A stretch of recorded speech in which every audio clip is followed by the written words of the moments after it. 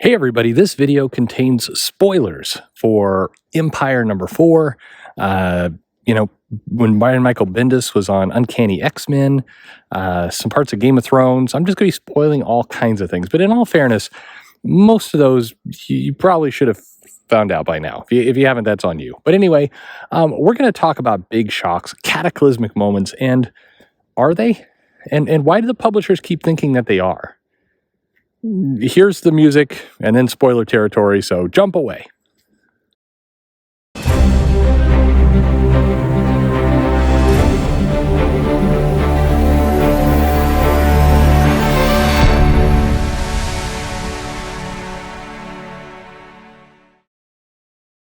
Hey everybody, this is Perch, and I'm going to try starting more videos this way, just like, hey, everybody should leave. Like, you should not listen to this. Thumbs down right now. But, okay, so in Empyre number 4, it's a big cataclysmic events that will shock you to your core. You've never seen this coming. We learn that Billy and Teddy, who is Wiccan and Hulkling, respectively, were married. They're actually married off-panel some time ago, at some point in the past, and they're actually a married couple. And they kind of did it in secret-ish. I mean, the Young Avengers were there, maybe a couple other family and friends, but, whatever. And this was something that Marvel was billing as a shock ending. Now, I suspect at least they were doing this a little bit tongue-in-cheek, like, it's not really a shock, but, there's the events, it's a cliche about the shock ending. Earlier in the issue, we reveal that She-Hulk is dead and been replaced with a plant monster, which seems like the bigger shock to me, but, she'll be back, so no worries. She'll be right back. But the wedding event, I mean, in one case, I got to hand it to him because it does seem like a really big FU to Tom King and DC, because it's like, how do you top the big wedding ceremony and let's get the comic shops all excited about Batman, Catwoman? Well, here's how we do it. We just have the wedding off panel, and then we refer to it, months down the road. That's the way we roll. So screw you. I got to admire that. But the cataclysmic piece in a bunch of the solicitations and the art coming up for new issues, they would have Hulkling kind of hugging or doing something, looking tender at a silhouette, and you'd have to be dumb as a box of rocks not to know that was his boyfriend, fiance, husband, Wiccan. And they would say, this will be revealed after the shock ending of Empyre number 4. And it turns out the shock ending is revealed that they had gotten married. And on a number of fronts, it's weird. Now, on one hand, I also got to hand it to Marvel, and like there's some restraint. They didn't make a special giant-sized anniversary $9.99 issue of a wedding album or anything for 2 characters. They didn't issue a bunch of press releases. Well, they did today once the issue hit. So I mean, they didn't issue the press release ahead of time. That's nice. And we haven't seen the $9.99 wedding celebration issue out yet. I mean, maybe that's coming, but okay, all good. But I here's the part where I want to speak right now directly to the publisher if they're listening. I know some creators do. Here's some good news. I want to give you some good news at this moment you may not be aware of. And it's this: outside of a small, and I mean very small, amount of people who are just nuts and probably not buying your comic anyway, the vast majority, the vast majority of our comic fans have no problems with LGBTQ characters or relationships. They're cool with it. So when you go on social media and you kind of rail against the troll army, the hateful bigots, there's actually very, very few of them. There's not many. Most people are cool with all of this, and they've been cool with it since like the 90s when North Star came out. They were cool back then. They were cool with Apollo and Midnighter. They were cool with Obsidian over in DC. They're cool. Nobody has an issue with this. Now, I say nobody, but very, very few, like tiny. Most of the YouTubers who do their outrage videos and every the rest are also okay with this. Most people don't care, and that's good news. Like, hey, take a moment, take a breath. Awesome. Isn't that nice? Your comic fans are not 18th century weirdos. They're progressive. They're willing to accept new things. They're good. Okay. But here's the thing. there's a overwhelming amount of what feels like counter anger coming from the publishers and the creators about how people won't accept this stuff. And you're pissing people off. You're annoying people, because what is true is that a decent amount of fans, and I don't know how many, if it's a tenth, a quarter, half, three quarters, I don't know. Your sales aren't skyrocketing. So it's more than a little. It's a much bigger group. It's actually a sizable amount of your fan base doesn't like some of your storylines, doesn't like some of your comics. But here's the good news again. It's not because of social reasons. It's not because the character is gay. It's because the comic is written stupid. For example, when Brian Michael Bendis outed Bobby, and people were angry, and you saw people going to message boards being upset about it, they were upset about two things. Number one, that this character who'd been around for a long time was suddenly gay. And it's the word suddenly that people were upset about, not gay. It was suddenly. They were upset because it was just kind of rolled out in a conversation between Gene and Bobby that felt like they were discussing Game of Thrones. It's like if Jean Grey was going, hey, can you believe that Daenerys flipped out and burned that town down? And Bobby's like, what? When did this happen? And she's like, yeah, you didn't watch the new episode? She burned it down. And Bobby's like, I can't believe it. Substitute those words in for that page, and it still reads the same. That's you devoted 2 pages to upending the status quo of a major character, been, I don't know about major, but been around your universe for 50 years. That's why people were upset. They were upset because it came out of nowhere and because it was handled casually with quippy dialogue. And in many cases, and I say this from being in a store and listening to people come in, people who are either gay themselves or, certainly supportive, felt like the dialogue and the handling was super crass to gay people. That it was treated in such a way that trivialized kind of the whole coming out process and the bravery it takes and a lot of that. It felt like they were almost mocking it, like it was a Seinfeld bit. A more contemporary reference, a Barry bit. There you go, something on HBO.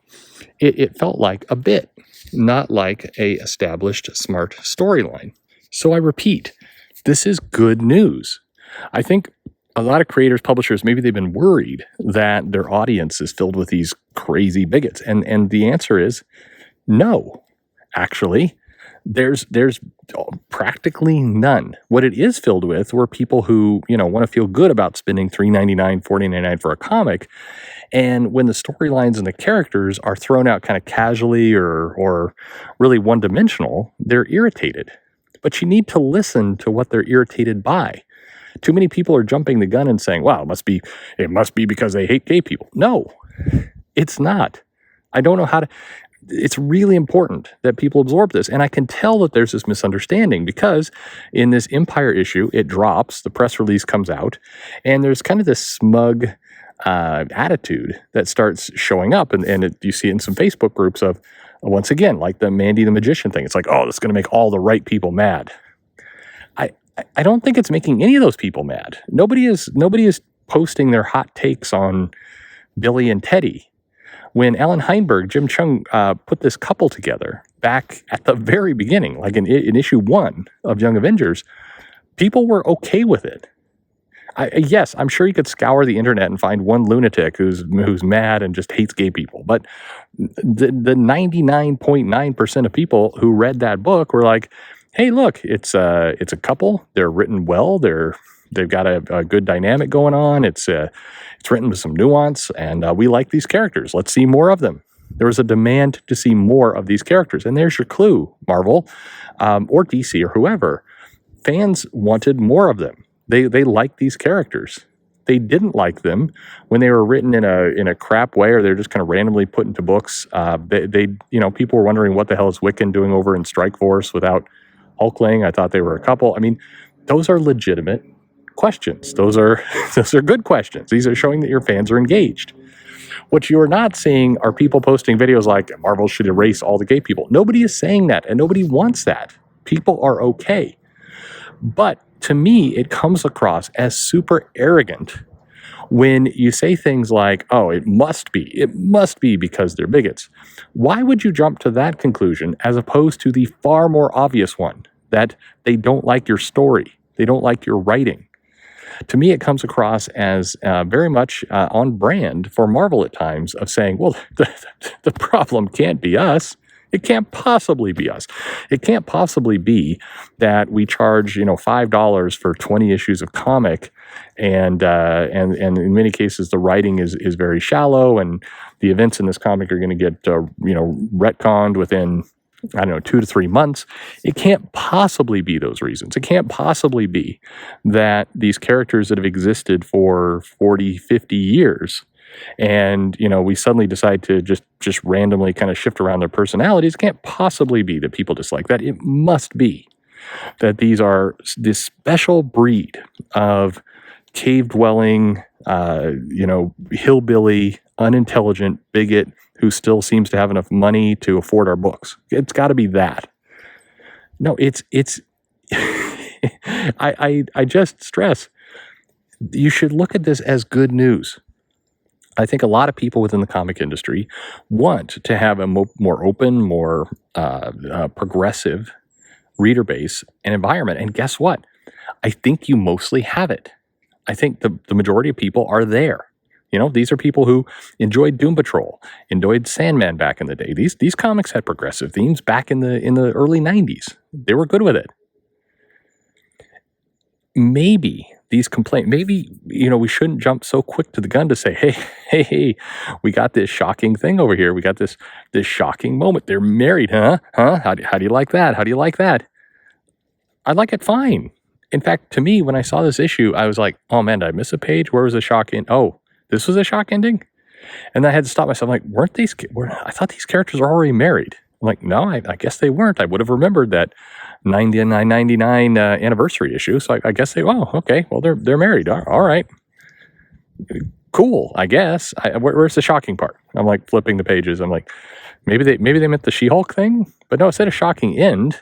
And the promo art has Teddy like hugging a shadow. I guess now they're going to reveal it's the guy he was dating in an established relationship for a long time with. That's the reveal. Oh, he's got a ring on his finger now. I mean, all right, good. I support. Sure, but it's the reaction from the publishers that I remain confused about. And so, again, if I can speak to the publisher, the writer, I want you to really absorb this fact. Good news. People are good with this. They're good. You don't need to almost try and troll your readership who are on your side already by trying to make this weird. Just tell your good story.